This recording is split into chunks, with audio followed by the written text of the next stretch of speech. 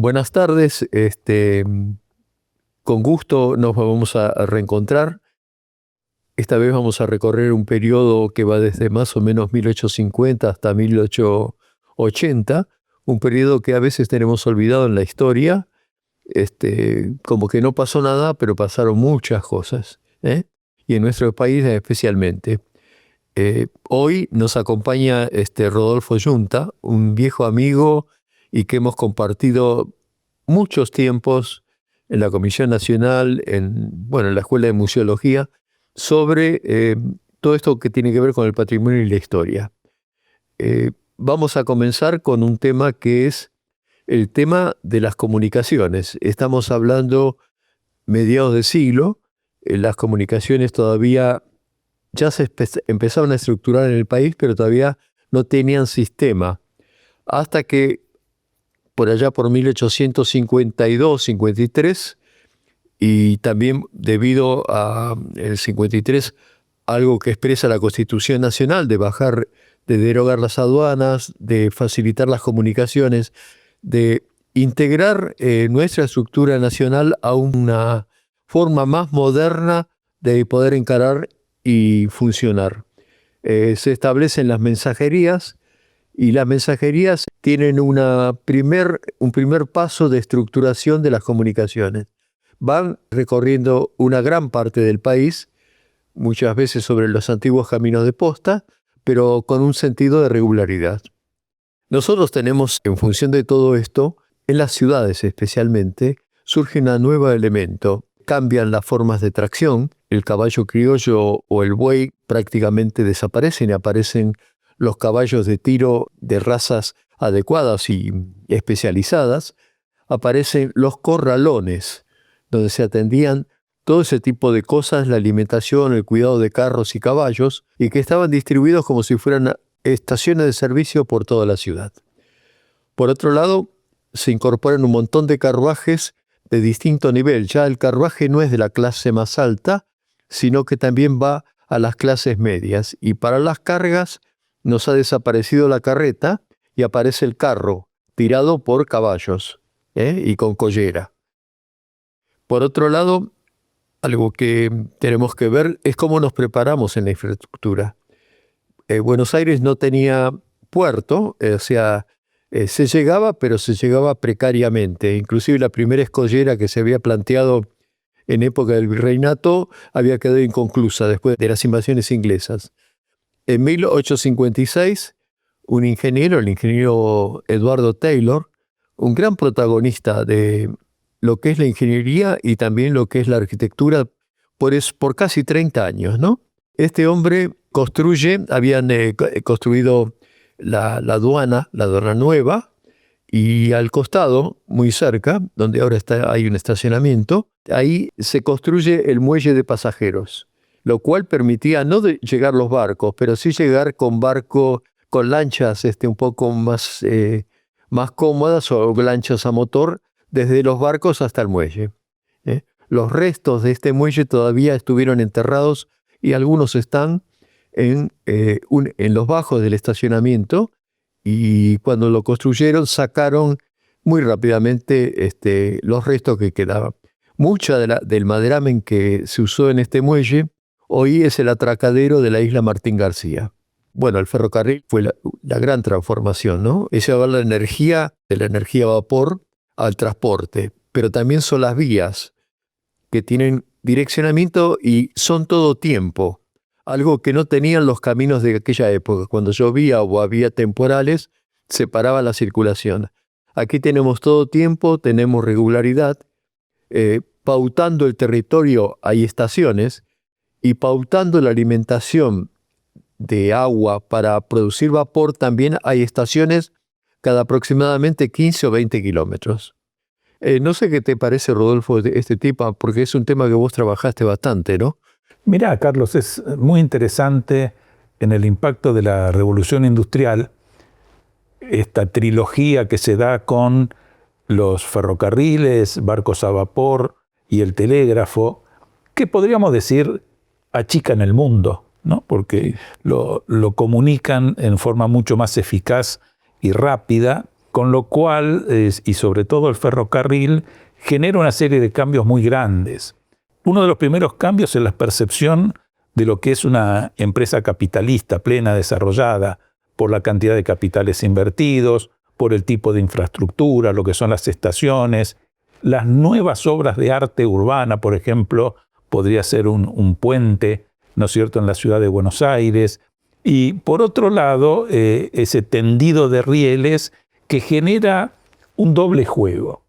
Dentro de la ciudad el ferrocarril divide, el ferrocarril separa. Siempre la ciudad había sido descrita como un conjunto, una unidad, y a partir del ferrocarril se comienza a diferenciar un centro de los suburbios, por un lado. Por otro lado, lo que vamos a ver también es que esa segregación interna actúa de forma distinta desde Buenos Aires hacia los pueblos cercanos. En ese caso, en vez de dividir, lo que hace el ferrocarril es atraer, traccionar, integra esos pueblos, y algunos de ellos, como el caso de Flores y Belgrano, terminan siendo posteriormente, ¿no es cierto?, barrios de la ciudad de Buenos Aires. Las estaciones, lo que venía comentando, son una enorme revolución en la arquitectura por su dimensión, donde combina por ahí partes de arquitectura que son casi tradicionales con una arquitectura, o digamos en ingeniería, la cobertura de lo que serían las estaciones terminales, la cobertura de los andenes, que son grandes desafíos en la ingeniería, por las posibilidades que había en la época. Por otro lado, para el ferrocarril lo que había que hacer es neutralizar los inconvenientes obstáculos que tenía la naturaleza. Y se construyen muchos puentes que algunas veces venían prearmados desde Inglaterra especialmente, y se terminaban de armar acá modularmente. Nosotros acá sobre el Riachuelo tenemos una experiencia en 1863 de el arquitecto ingeniero Prilidiano Pueyrredón, que construyó un puente que tenía que ser basculante en su época, un puente de hierro, y que cuando lo inauguran unos años después se cae el primer día, haciendo una gran frustración, porque no todos fueron adelantos, también hubo prueba y error en todas estas cosas. ¿Qué cambia este impacto? Por un lado, la noción o la percepción del tiempo, en el sentido que ¿qué es lejos? ¿Qué es cerca? ¿Qué es algo, digamos, al que puedo acceder rápidamente o que me lleva mucho tiempo? Si está conectado con el ferrocarril o no. Dos pueblos a la misma distancia de Buenos Aires, si uno tiene conexión con el ferrocarril, se llega rápido y es moderno. Y el otro se tarda mucho tiempo y por otro lado sigue siendo tradicional. Por otro lado, yo creo que, para darlo como una imagen, hasta ese momento se percibía la vida como en fotografía, ¿no?, por imagen. En cambio, con el tren tenemos un poco la idea de películas y esa idea de una velocidad que nos permite una percepción del paisaje y demás distinto.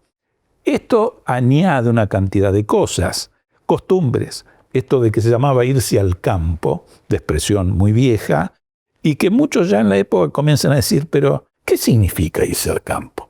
Es irse a Belgrano, irse a Flores, San Fernando. Dicen, esos pueblos se vive igual que acá, pues ya había llegado el ferrocarril, las costumbres se iban asociando, y entonces prácticamente en vez de irse al campo es como mudarse de barrio. Esto dicho en 1864. ¿No? Faltaban más de 20 años para que sean integrados realmente como barrio. Por otro lado, está la idea de poder salir, sobre todo los domingos, hacer paseos. Nace la idea del picnic, entonces me voy a lugares y contactos con la naturaleza y, por supuesto, por la gran cantidad de gente que moviliza, lógicamente también son centros en los cuales los sectores más acomodados pueden exhibir moda. Entonces eran lugares donde se exhibían determinadas formas de vestir y las modas que venían de Europa. Respecto de los barcos a vapor, muchas veces dicen, sobre todo cuando transportaban los diarios y demás, nace la noticia, porque nosotros lo que tenemos que tener en cuenta es cuánto tiempo se tardaba en la comunicación, ni hablar entre Europa y América, sino en un país tan grande como el nuestro, entre distintas provincias. El telégrafo el telégrafo que marchó con el ferrocarril, casi fue parte del ferrocarril. Es un sistema, y para que un sistema funcione, lo que hay que hacer es interconectar las comunicaciones para hacer previsible su movimiento, especialmente en épocas donde el ferrocarril tenía una sola vía y había que coordinar las idas y vueltas. Y el telégrafo, que va acompañando el tendido al riel del ferrocarril, que tenía como mensaje que anticipar la llegada de la carga. Entonces, esa trilogía realmente genera un cambio extraordinario por el transporte de cargas de pasajeros, pero también, digamos así, en lo que puede implicar esta reducción de geografía, donde si yo siempre pienso que tiene que haber un área rural que provea de materias primas a un área urbana generadora de manufacturas y que debe ser una colindante con la otra, geográficamente, yo en esta época puedo pensar que La Pampa funciona como área rural de Londres, por ejemplo, ¿no? Para mostrar que ya no hace falta que estén juntas, sino que estos medios de transporte posibilitaron ese uso. Sí, este desarmar, o mejor dicho, eliminar las distancias, entre comillas, en realidad es una homogenización de la cultura. Absolutamente. Y aparte permite un manejo de las cosas lejanas. Claro. Cosas que a nivel nacional antes eran más difíciles, ¿no? Totalmente. Yo creo que hay un tema, la comunicación es la gran revolución, especialmente de la segunda mitad del 19, ¿no? Tal cual. Una época que empieza quizás con la máquina de vapor y sus limitaciones, o la tracción animal, y llegamos casi a fin con la electricidad y con todo otro tipo de cosas. Y aparte creativo, ¿no?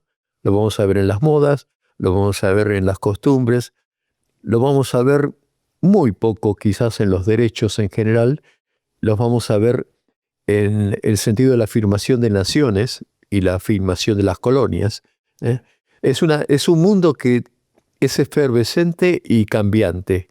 Es la que predispone a los cambios más profundos que se van a llegar a fin de siglo y hasta casi la Primera Guerra Mundial, ¿no?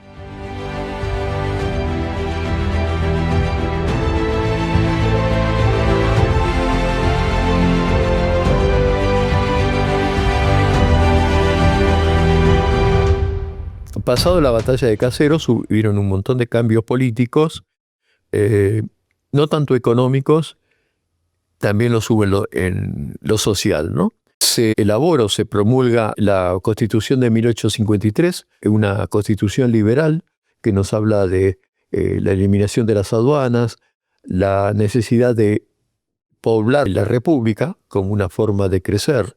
También habla de la abolición de la esclavitud y muchas otras cosas que tienen que ver con los postulados de un Estado moderno.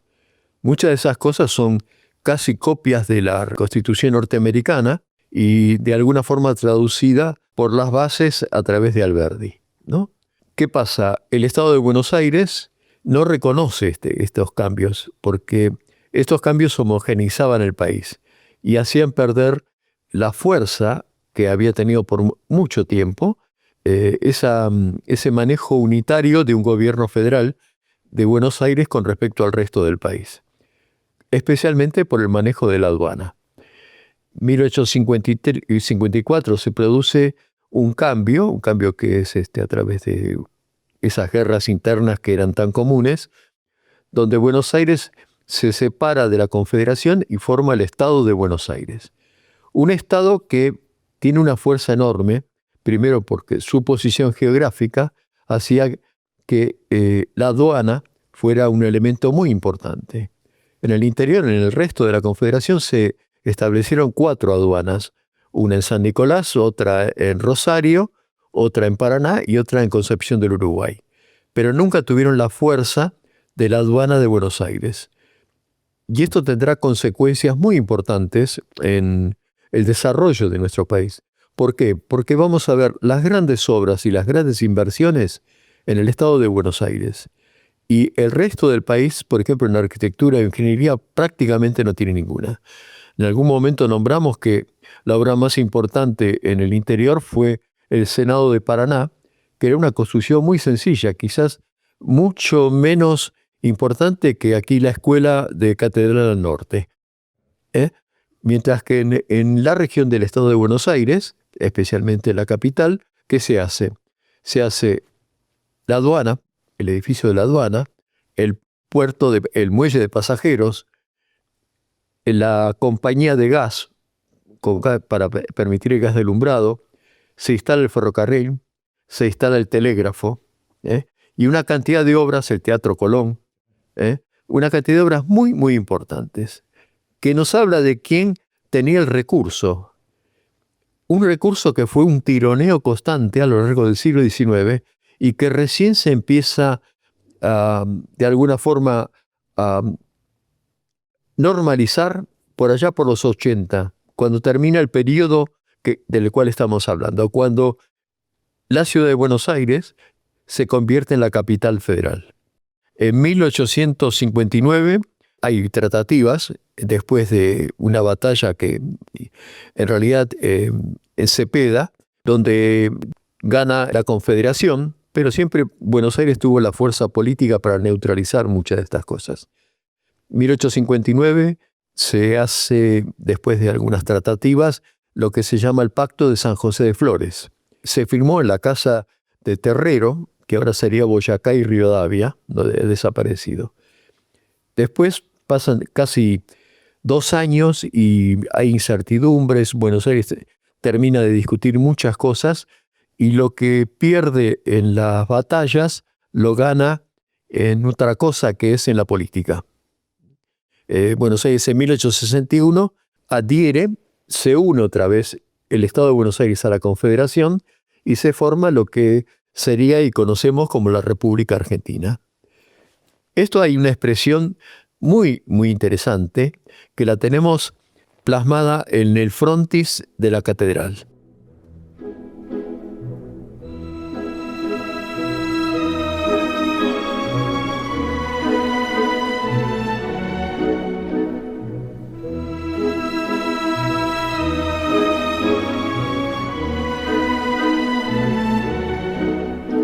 La Catedral de Buenos Aires. Carlos, estamos viendo esta fachada, que vamos a explicarla, pero ¿cómo fue la evolución de este edificio? Bueno, la catedral, como todos los edificios importantes de Buenos Aires, lo que vemos ahora es la quinta catedral. La quinta catedral. Sí. Las primeras eran de tierra, de tapia, y bueno, de alguna forma duraban un poco de tiempo y no. Se hizo una catedral más importante allá por 1685 y después, por allá por 1725, el hermano Bianchi, ese gran arquitecto innovador de la colonia jesuita, arma el frente, que tenía 2 torres y que duró unos 50 años. En 1750 más o menos la catedral es rehecha y hay un famoso pleito con Masella sobre la cúpula porque se rajó. Y la fachada de Bianchi con la catedral que habían hecho no tenía nada que ver. Y por allá por 1770 o alrededor de eso se demuele. Y por 50 años la catedral no tuvo fachada, como lo vemos en las pinturas de principios del siglo XIX. Que se ven las 3 naves de la catedral, sí, ¿no? Se ven las 3 naves, como que le está faltando un telón de fondo. Sí, de hecho durante mucho tiempo se llamó de las Torres, a lo que es Rivadavia. Por Ya estaban las Torres, pero todavía el nombre seguía. la calle de las Torres.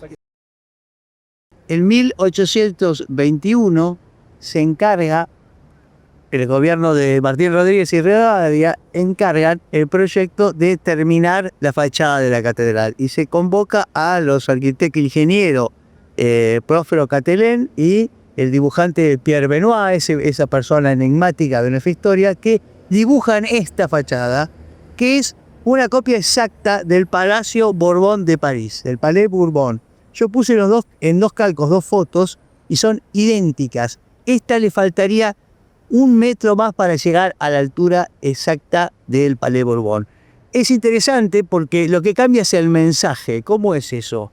¿Por qué una catedral de planta No tenía nada que ver. no tiene nada que ver con No. Es la misma actitud que hay en otras construcciones. Lo mismo que dejó de usarse el cabildo y se construye la sala de representantes, que la construye también Catelem. Es un cambio total De mensaje. y de la sociedad. Y lo que hacen es traen una construcción que, bueno, de acuerdo a los valores de ellos, era Francia, París, y la construcción no tiene nada que ver con una iglesia. Es un edificio público. No, parece un templo pagano, ¿verdad? Sí. Un templo griego. Sí, pero era el mensaje que se tenía en ese momento. Tenemos que acordarnos que por ese año también se hizo la reforma religiosa, donde los bienes de la iglesia pasaron al Estado. Exacto. Y los diezmos se derogaron los diezmos Al Estado. y fueron cobrados de otras formas por el Estado, ¿no? Como que cambiaba el modelo de sociedad. Cambió el modelo. Y eso estaba representado en la fachada de... En esta fachada, Importante. que la iglesia nunca la quiso, porque inclusive a principios del siglo XX hay un proyecto del arquitecto Morra para demolerla y Y construir una con torres. Sí, muy distinto a este, Muy distinto. en un estilo neorrománico o algo así.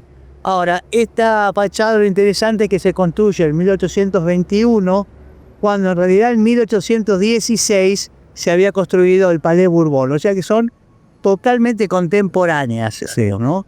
Bien, estuvo mucho tiempo sin decoración, esta fachada era simplemente el frontispicio, las columnas, pero le faltaba terminar de dar el mensaje final, ¿no? Entonces Sí. fue Prilidiano Pueyrredón en 1856 aproximadamente, cuando reformó la Plaza de Mayo, que recomendó terminar la fachada de la catedral. Pasaron unos años, fue en 1860 y 61, sí. cuando 62 es cuando hace de Bourdieu el Dubourdieu friso. hace el friso Sí. de frontispicio, que es muy importante la fecha, explicarle a la gente por qué No. ese año es importante este friso. El motivo del El friso. motivo. El motivo del friso en realidad representa una escena bíblica donde José, después del exilio que hace el pueblo judío a Egipto, vuelve y se reencuentra con su familia. Es Y- lo que podemos ver ahí Sí. en Y eso expresa algo que era muy importante y muy deseado por toda nuestra sociedad, que era la reunificación de la República Argentina. o sea, Buenos Aires, ciudad independiente, Sí, no era Buenos Aires solo, el Estado de Buenos Aires. Estado de Buenos Aires. Sí, porque tenía también tierra hacia adentro. Provincia. Y por otro lado estaba la Confederación Argentina, cuya capital era Paraná. Exacto. En ese momento se une, Se unen. queda eso plasmado en el abrazo que se da José y Sí. todos sus hermanos. En realidad no se unen. Buenos Aires gana, se gana a través de unas batallas y impone su Por eso. criterio. Y lo más lo fundamental se queda con la aduana. Las columnas que vemos ahora, estilo corintio, y que podemos ver mucho de estas columnas en Buenos Aires, Sí. yo las veo repetidas en la iglesia de la Redonda, en la iglesia Concepción de Belgrano, que es de arquitecto Canales, 1870, en la iglesia de la Piedad, que también es de los Canales, 1870. Estas columnas son del 61 aproximadamente. No las columnas, los capiteles. Los capiteles Sí. son corintios, pero en el dibujo original me decías que eran de estilo jónico. No, en el dibujo eran jónicos. En la realidad no se puso nada porque eran muy caros. Y cuando se Porque se quiso hacer de bronce y eran muy caros. Y cuando se hizo corintio. Juntamente con el friso, fue en la misma época. Sí. Aparte de todo el ornato y las guirnaldas son de esa época. Y agregué más que Dubourdieu también no solamente hizo el friso de la catedral, sino que hizo la Estatua de la Libertad, que está arriba de la pirámide, y 4 estatuas alrededor de la pirámide, que hoy no son las que están, porque eran estatuas hechas en una especie de cemento, Argamasa, ¿no? masa que Sí. se deterioraron, pero que también eran un símbolo para la sociedad, ¿no? Que un monumento tuviera las estatuas de las artes, de la industria, del comercio. Lo deseado en clave progreso. Exacto. El mensaje de la arquitectura y de la ornamentación.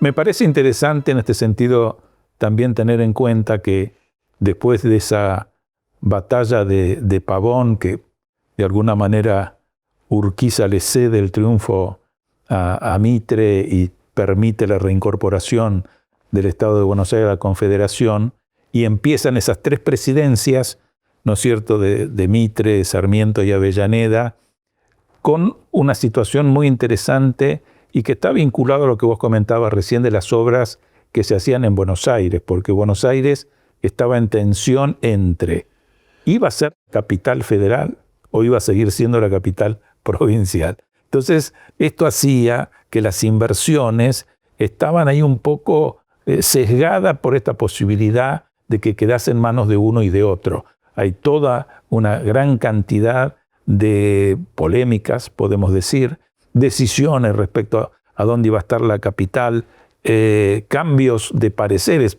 Sarmiento mismo, que durante mucho tiempo, por el temor al rosismo, quería sacarla de Buenos Aires, pero cuando es presidente veta y después termina apoyando firmemente que Buenos Aires sea capital. Yo en el Museo Sarmiento encontré justamente un manuscrito que no se llegó a publicar porque es muy interesante, donde él dice que Buenos Aires fue, es y será la capital federal. Y entonces eso quiere decir que estamos en un momento en el cual las autoridades nacionales estaban como invitadas, ¿no?, por las autoridades de la provincia para residir, pero no había instituciones. Es decir, la legislatura se hacía en la Manzana de las Luces, en la Sala de Representantes, hasta que lógicamente Mitre manda a construir con Jonás Larguía la legislatura nacional, que hoy todavía algo se puede ver en lo que es la Academia Nacional de la Historia, adecuar lo que había sido el fuerte a lo que iba a ser la Casa de Gobierno y demás. Es decir, lentamente comienzan a configurarse los organismos públicos nacionales, mientras duraba esta ley que iba a ser de muy corto plazo, 5 o 6 años, y que no, transcurre durante las 3 presidencias y termina en una guerra, ¿no es cierto?, en la época final de Avellaneda, hasta que se dicta. Una guerra local, ¿no? Local, Sí. con muchos muertos. Es decir, está casi borrada de nuestra historiografía, pero que fue bastante grande, al punto que Avellaneda se tuvo que trasladar a Belgrano. En lo que es hoy el Museo Sarmiento, ahí se termina de sancionar la ley por la cual Buenos Aires es capital federal, y entonces eso pone fin, ¿no es cierto?, a esta ley que había puesto esa dualidad de rol de Buenos Aires como capital federal y capital provincial.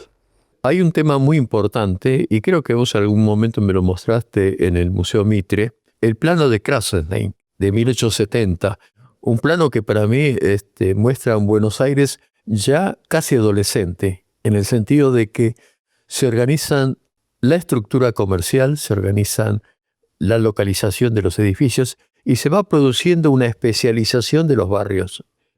No eran demasiado extendidos, pero calles, por ejemplo. Vos fíjate, ese plano realmente es maravilloso. Son 4 planchas muy grandes.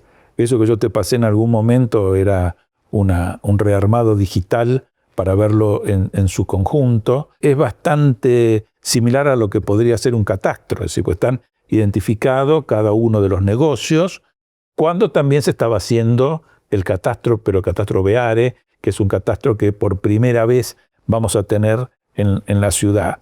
Aquí están perfectamente identificados los negocios de la ciudad de Buenos Aires, de la parte central de la ciudad de Buenos Aires, y esta diferenciación por áreas de qué tipo de negocio había en lo que estaban cerca del puerto, en lo que estaban cerca más del ferrocarril, más hacia la periferia, y entonces vemos las distintas especializaciones que tienen que ver con lo comercial en la ciudad de Buenos Aires, negocio por negocio. Por eso digo, de una riqueza extraordinaria este plano de Krasenstein. Yo creo que es un plano, no sé si está suficientemente estudiado, porque es una fuente de información tremenda, y donde nos aparecen las protoindustrias, Claro. que para esa fecha eran talleres, y con una enorme diversidad. Y nos aparecen temas como una zona que tiene que ver lo que sería el muelle en ese momento, donde hay hoteles, un poco más arriba los bancos, y a la inversa, por una zona más arriba,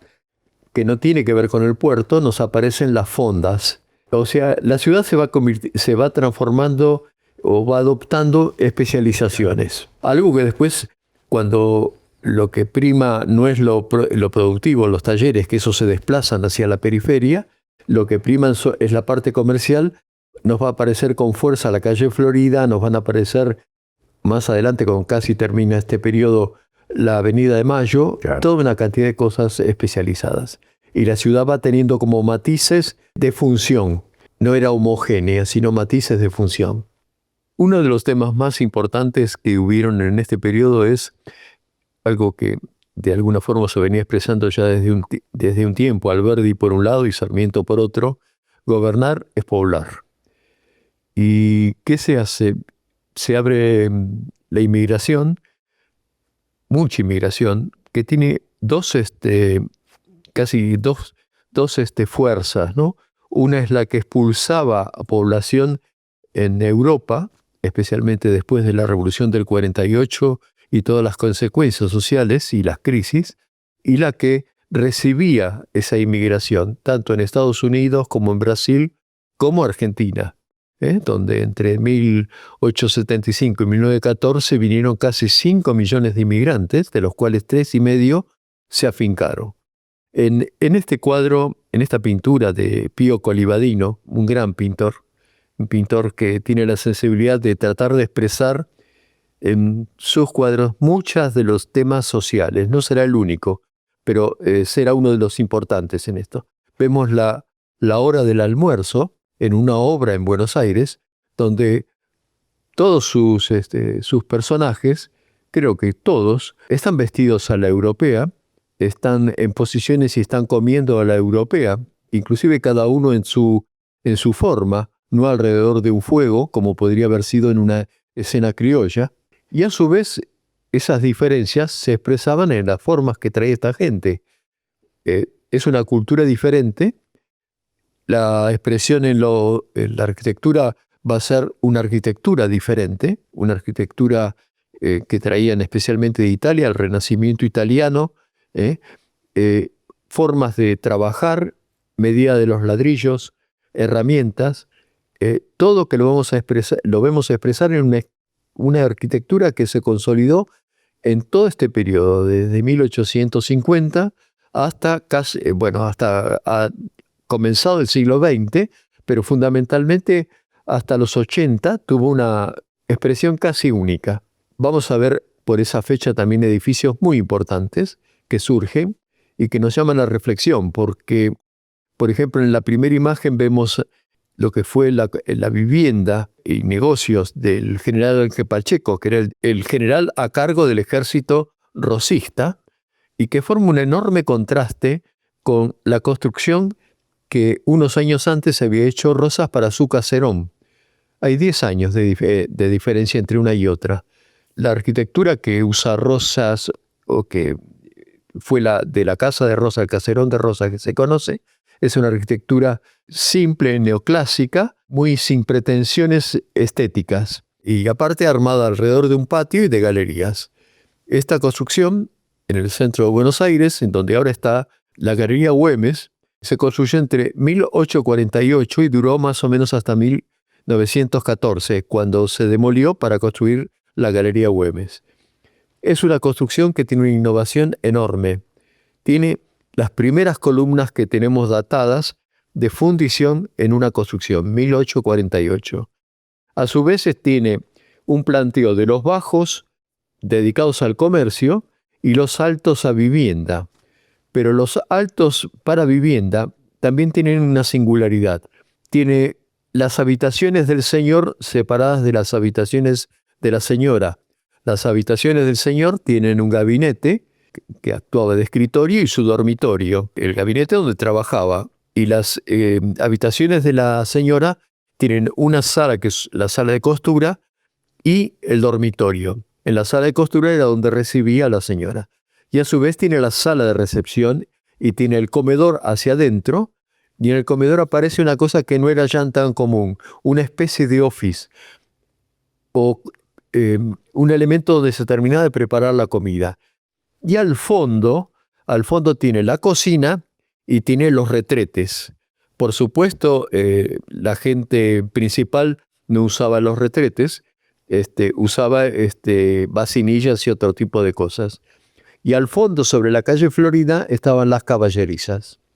De este otro lado vemos una gran construcción, el Palacio Muñoa, construido en 1854 por Taylor, que es una construcción que en su momento fue quizás la principal construcción que se estaba haciendo en Buenos Aires en la arquitectura privada. Era tan importante que tuvo salones que después se usaron en el Club del Progreso, salones de baile, salones de recepción, y tenía tal calidad su construcción y fue de un tal altísimo costo que Muñoa terminó quebrándola. Esta construcción estaba y se demolió no hace mucho tiempo para construir esa torre que es del Consejo Deliberante.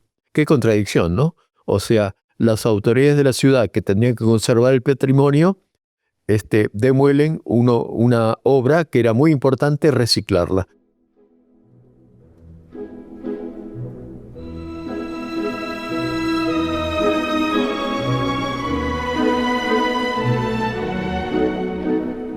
Estamos frente a la casa de Atucha y que originalmente fue de Medrano, Del obispo Medrano, obispo Medrano, año, 1860. arquitecto Canal. Panale. La influencia italiana se ve Sí, claramente en la fachada. altísima calidad. Sí. Sí, es una fachada que está dividida, ¿no? Como en dos cuerpos laterales y un cuerpo central, podemos decir, ¿no? Los dos cuerpos laterales están enmarcados por dos pares de pilastras, mientras que el cuerpo central contiene las ventanas con pilastras en un segundo plano, en un segundo nivel. Hay una cosa que nos puede poner en duda, si esto no era simétrico. Posiblemente hacia allá. Sí. Que es típico de esa época, Sí. en la puerta central y un zaguán que abre un patio y las fachadas simétricas. También estaban las casas que empezaban a ser el germen de la casa Chorizo, que tenían la entrada lateral. Sí. Eso también en esta época, en 1860, hay casos. Habría que Sí. estudiarlo más para saber. Hay casos. Lo interesante es, bueno, son los órdenes de las columnas que están como en dos escalas, escala monumental en los costados y escala, digamos, de columna de ventana en el centro. ¿Qué más podemos decir de la ornamentación, no? Y tiene detalles interesantes. Como decía Carlos, es una fachada muy ornamentada, lo cual evidencia el comitente, ¿no? Que habitó la casa y que la pagó. Entonces podemos ver unas rejas muy ornamentadas con elementos figurativos, con estos mascarones. Sí, son de antimonio. de Colón. Exactamente. Son unos elementos de antimonio que se colocaban entre lo que era la sucesión de paños remachados. Sí, las terminaciones. Exactamente, y todas estas perillas y Las palmetas. también. Esto se hacía con una tenaza, que tenía por lo menos lo que me han contado los viejos, una tenaza que como apretaba y se le volcaba el antimonio y plomo, tapando esta terminación. Claro. Porque en realidad entre esta planchuela y esta, adentro hay un remache que las une. Que las une, sí, Se vea para evitar el remate. Es muy interesante este arabesco que se ve acá, que conforma. Sí, era un calado que se hacía entre las dos planchuelas y se insertaba uno en el otro en caliente. Cuando eso se enfriaba quedaba unido. Entonces no tenías soldadura Exacto. y tampoco tenías remache. Y eso No, remache debes tener acá, ¿ves? se remache Claro. solamente abajo, pero no en inserción Uniendo al bastidor Todo esto está lo que se llama para carpintería media madera. a media madera. Y eso le da a la reja una liviandad, una especie como de encaje, ¿no? En la reja ahí. Bueno. Parecido a esto vimos algunos de los balcones, Sí. también. que para la época son muy parecidos a este tipo de filigrana, ¿no? Después, todo lo que es la ornamentación Es curiosa la ornamentación. terracota. Sí, pero fíjate que se toman algunas licencias porque a la típica ornamentación le han puesto mascarones y le han puesto estas figuras de águilas, que no era lo usual. Águilas en los capiteles corín. Exactamente. Son muy populares. Y vuelve a aparecer el mismo remate de la reja, aparece arriba la figura de Colón, vuelve a aparecer en los En los mismos capiteles Y los capiteles corintios tienen cisnes o, bueno, aves en vez de tener hojas de acá. Y tiene esas licencias Eso es bastante... particulares. Es interesante el zócalo, ¿no? De mármol de Carrara y trabajado.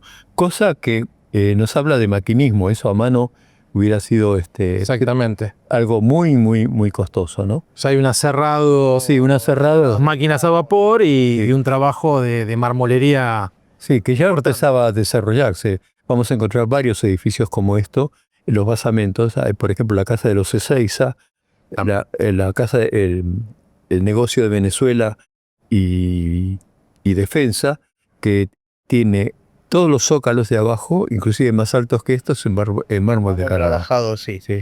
¿Qué decís del color, Carlos? ¿Este color es original? Podría haber sido, pero yo tendría mis dudas porque lo italianizante en general también trabajaba con dos tonos, que es uno de fondo y uno en el ornato. A veces el ornato blanco y el fondo rosado o azul añil. No, o sea, no era monocromático como acá. Sí, lo monocromático me da la impresión que es algo más de nuestra época moderna.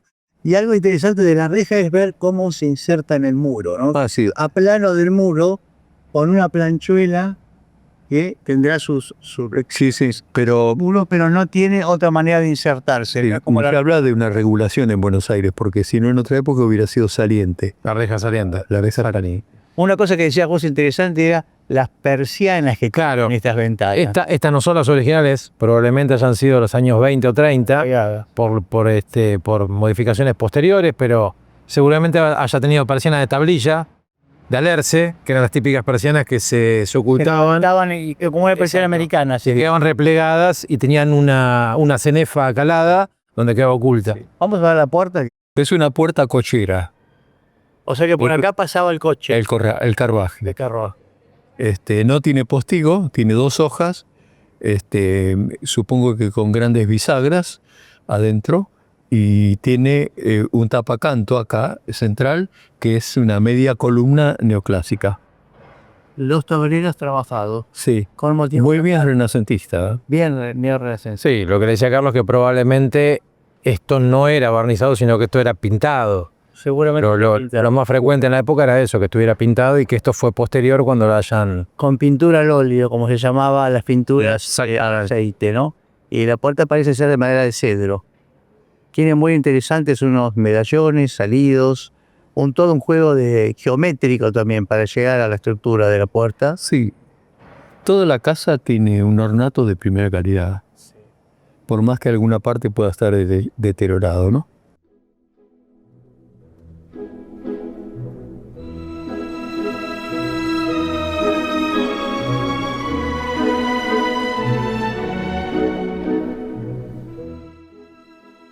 A la izquierda tenemos una casa construida en 1865, muy importante, construida por el arquitecto Taylor, el arquitecto e ingeniero Taylor, con plantas bajas dedicadas al comercio y plantas altas a las viviendas. Fíjense ustedes que hay una limitación en las alturas. Estas casas no tenían más de un piso o dos pisos. Recién va a cambiar la situación más desde los años 80 en adelante, cuando se van incorporando los ascensores. Y entonces las casas, en lugares como la Avenida de Mayo, un lugar que en su momento fue de la última moda, llegan a tener 5 pisos. Por otro lado, tenemos otra construcción sobre la calle Venezuela, la vivienda de la familia Garridos, que tiene los bajos, todos dedicados siempre al comercio, y los altos de construcción, en una arquitectura no de renacimiento como es la de Taylor, sino una arquitectura neoclásica, con columnas de dos órdenes, ¿no? Y un gran entablamento. Esa está entera, las dos están enteras.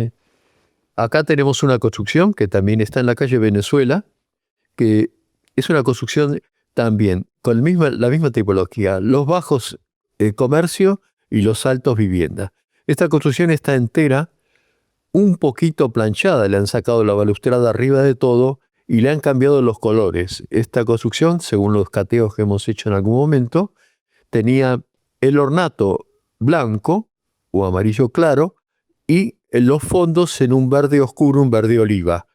color que también lo encontramos en algunos cateos en Casa de Gobierno, y también lo encontramos en la antigua pintura que tenía la Catedral de Buenos Aires hacia fines de siglo. Los bajos están todos, o estaban revestidos todos con mármol de Carrara, lo cual nos habla de la calidad de la construcción, ¿no? Después tenemos que pasar a un tema que es el sistema financiero de esta sociedad, ¿no? Cuyas primeras organizaciones se producen allá con el Banco de la Provincia, ya por 1826, y después va teniendo una serie de cambios y de progresos.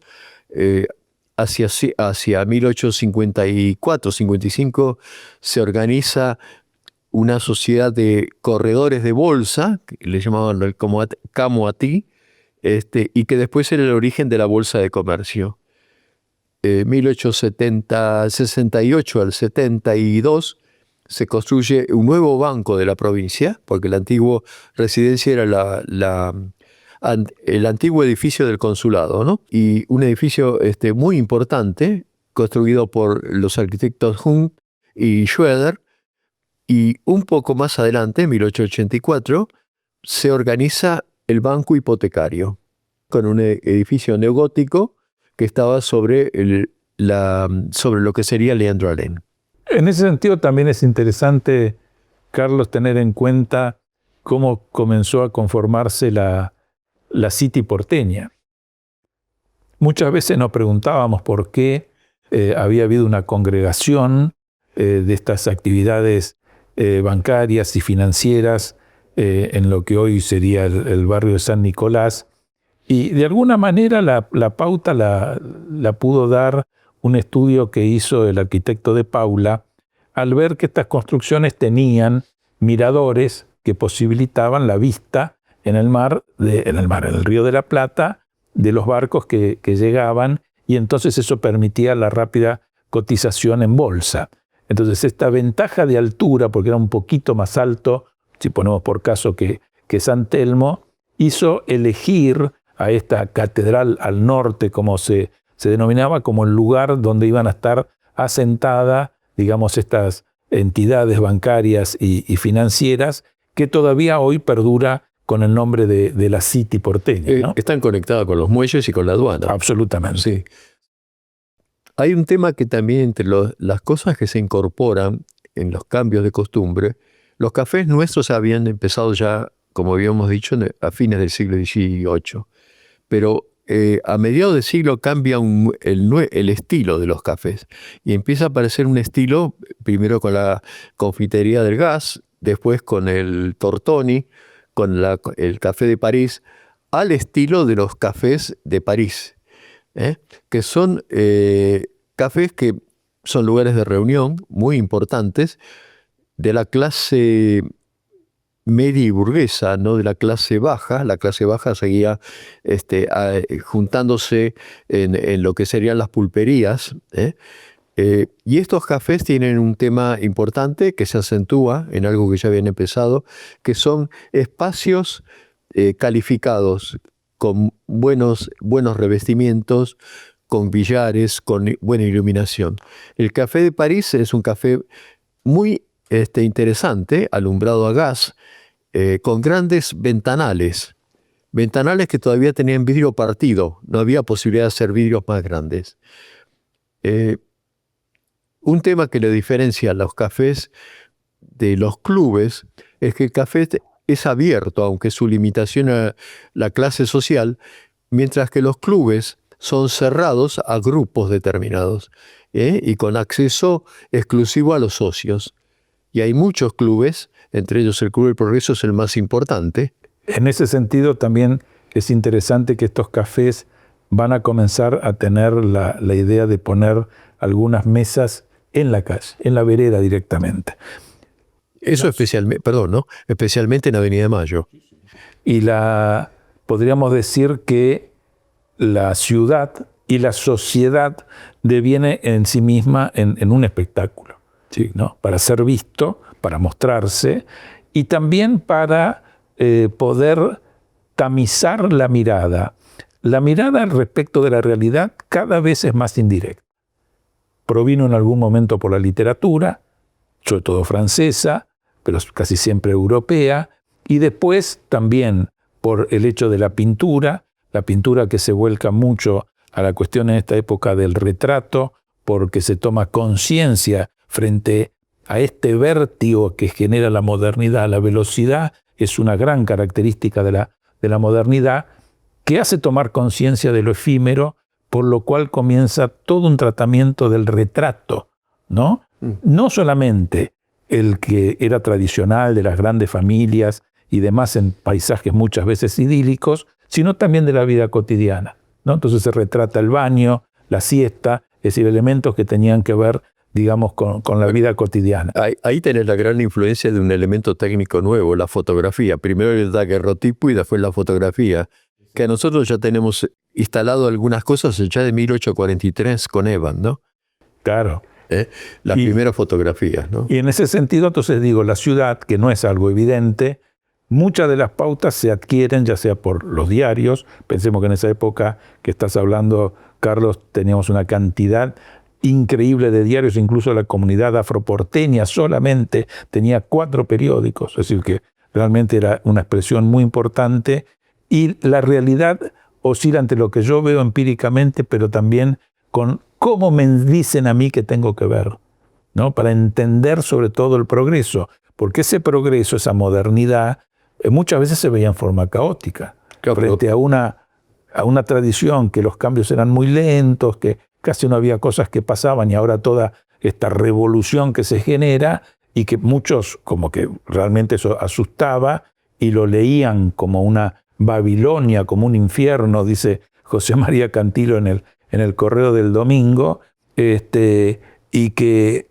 había que estar dispuesto a aceptarlo, pero para eso había que leerlo como moderno. Bueno, ahí vienen esos modelos, Claro. esos modelos que surgen de los centros más desarrollados y bajan al resto, que bajan en las revistas de moda, Ahí está. en las revistas ilustradas. Uh-huh. La ilustración es una cosa muy importante, especialmente con lo que sería la litografía, y fundamentalmente la fotografía.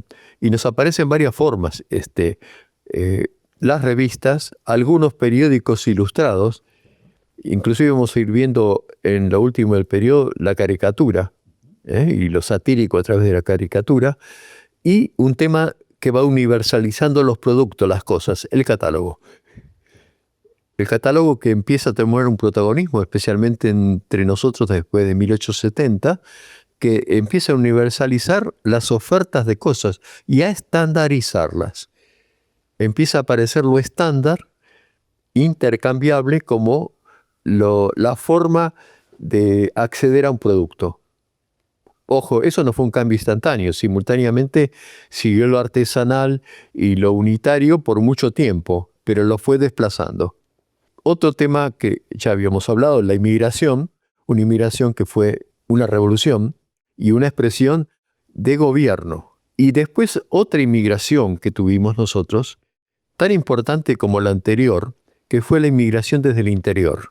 El interior iba recibiendo revoluciones, por otro lado se iba ahogando en contraposición con respecto a lo que es el centro, que era Buenos Aires o Rosario, y empieza a haber mi inmigración paulatina desde el interior, que después se va a acentuar en los años 30, cuando la industrialización y con las revoluciones que se producen en la mecanización del agro, que expulsa a la gente rural, ¿no?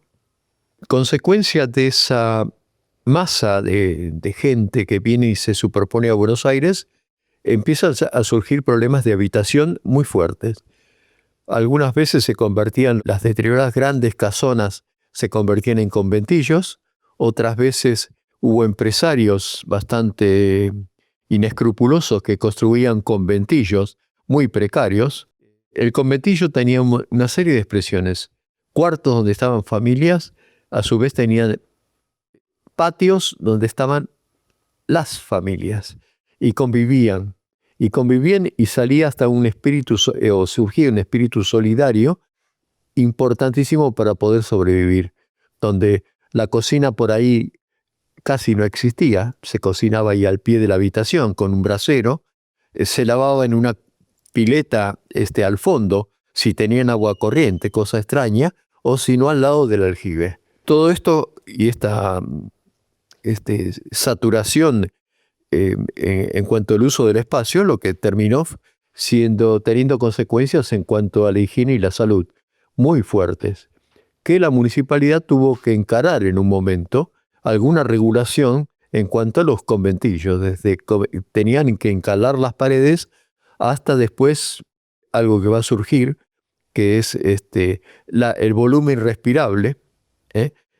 toda una serie de cosas. El conventillo es una larga historia de este periodo muy, muy fuerte. Algunos han sobrevivido hasta nuestros días a través de una cosa que se llama pensiones, que tienen tanto deterioro y tanta inclusive mucho más precario que los conventillos por su pago diario, ¿no? El conventillo es muy interesante en varios aspectos porque se lo posicionó en el umbral de aquello que no debía ser por el higienismo, sobre todo por estos médicos higienistas que eran aquellos que decían y mostraban la calidad de vida que se tenía en los conventillos, que realmente era bastante precaria. Más allá, si lo pensamos desde lo cultural, lo que pasaba en el patio del conventillo fue excepcional. Gran parte de nuestra cultura y la cultura porteña y esta posibilidad de admisión de la diversidad se daba justamente en los conventillos.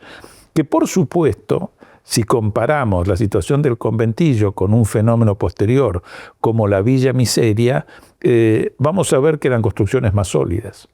El conventillo, claro, era más sólida. Es decir, sí, y en general, y esto lo veíamos bastante con Ramos, Jorge Ramos de Dios, que estudió muchísimo el tema del conventillo, era muy raro que hubiese dos generaciones en un conventillo, ¿no? En general se pasaba bastante rápido, si se quiere, de ese conventillo a la vivienda propia, con lo cual la expectativa de esos migrantes que llegaban realmente en situaciones, como decimos, muy precarias, ya apostaban a segunda generación, el famoso mi hijo el doctor, es decir, que ya pudieran estudiar, que ya pudieran tener un progreso social. Pero quedó estigmatizado, por suerte. Es decir, el higienismo fue muy fuerte en su prédica, que esas condiciones de vida, es decir, realmente eran muy malas para gran parte de la población. Sí, que habría que homenajear a dos médicos que fueron tan importantes como Dawson y Honey, sí. Tratando de instalar un tema que ni siquiera la gente de medicina lo aceptaba. Claro. Que es el higienismo. El higienismo. Aquí en esta imagen vemos el interior. La unidad básica del conventillo es la habitación. Claro. La habitación donde vive una familia, pero a veces en la familia no son 3 personas o 4, son la familia ampliada. Y también había habitaciones de cama caliente, donde dormían varios a lo largo del día en turnos. Claro. Es como un drama que hubo para meterle esa energía necesaria para despegar de todo eso. La gente no quería quedar, por más que tenía valores, y como dice Rodolfo, es un preámbulo a buscar lo otro. Lo otro que vamos a ver después, más adelante, que es la vivienda propia en un lote propio y con una simple casa chorizo. Todo esto de los conventillos, lo que hemos hablado, problemas de higiene muy, muy fuertes. Se iba a un retrete o a 2 retretes, y a veces en los más primitivos tenían el aljibe, mejor dicho, más que el aljibe, el pozo, que no estaba muy lejos del pozo negro del aljibe, con lo cual había unas contaminaciones tremendas. Quizás el elemento que fue el detonante fue la fiebre amarilla de 1869, donde murió creo que una tercera parte de la población, y que tuvo consecuencias hasta urbanas, de mudanzas y habilitación de zonas de la ciudad distintas, de mucha habilitación de las quintas como vivienda, y de la población de lugares periféricos distintos del centro contaminado. fueron épocas muy duras, donde se expresaron muchas cobardías y muchos personajes heroicos. Sí, estos temas que nos venís contando del higienismo, pensemos que en 1871, que se da la epidemia de fiebre amarilla, realmente fue muy grave. Primero porque no se sabían las causas, es decir, por qué se enfermaba la gente, ¿no? Es decir, esto fue un descubrimiento posterior. Hubo eventos que estaban preparados para Buenos Aires que no se pudieron hacer. Por ejemplo, la gran exposición de Córdoba, que se termina haciendo en época, era la presidencia de Sarmiento en esa época, y que como de pronto en el cuadro que nosotros conocemos de la fiebre amarilla, donde hay dos médicos que están mirando una escena dramática de una madre muerta, el niño todavía alimentándose, y también se percibe en una cama lateral, digamos, a quien se supone que era el esposo, también ya muerto, y que se contagian estos médicos por esta fiebre amarilla. Toda la problemática que implicó ese profundo cambio en las ciudades, que terminan creciendo como nosotros la conocemos en la actualidad a partir de mediados del siglo XIX, y justamente como consecuencia de la revolución industrial. Esto también produjo otros cambios.